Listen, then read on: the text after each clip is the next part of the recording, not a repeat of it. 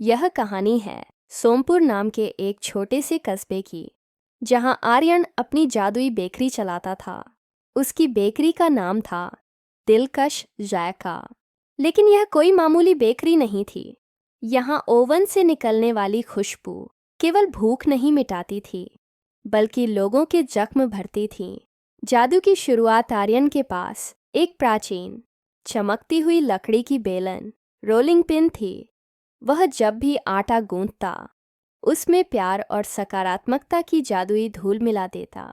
उसकी बेकरी की सबसे खास बात यह थी कि वह ग्राहकों को वह नहीं देता था जो वे मांगते थे, बल्कि वह देता था जिसकी उन्हें ज़रूरत होती थी। उदास शहर और मीठा। चमत्कारिक बार शहर का सबसे अमीर लेकिन सबसे दुखी व्यक्ति मिस्टर खन्ना बेकरी में आए। उनके पास सब कुछ था, पर वे अपनी मुस्कान खो चुके थे। आर्यन ने उनकी आंखों में देखा और समझ गया। उसने खास नीले रंग की बेरी और शहद से एक स्मृति मफ़िन, मेमोरी मफ़िन बनाया। जैसे ही मिस्टर खन्ना ने उसका पहला निवाला लिया, उनकी आंखों में चमक आ गई। उन्हें अपना बचपन, माँ की लोरी और वो बेफिक्र दिन याद आ गए। उनके चेहरे पर बरसों बाद एक सच्ची मुस्कान खिली।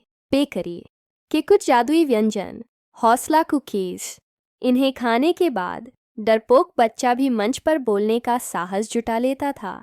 सुलह केक। अगर दो दोस्तों में झगड़ा हुआ हो तो इस केक का एक टुकड़ा नफरत को खत्म कर देता था। सुकून वाली चाय। यह उन लोगों के लिए थी जो रात भर चिंता में जागते थे।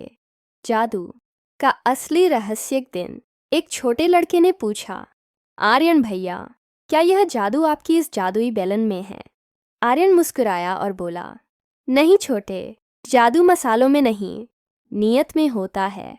जब हम किसी का भला करने के इरादे से कुछ बनाते हैं, तो कुदरत खुद उसमें मिठास भर देती है।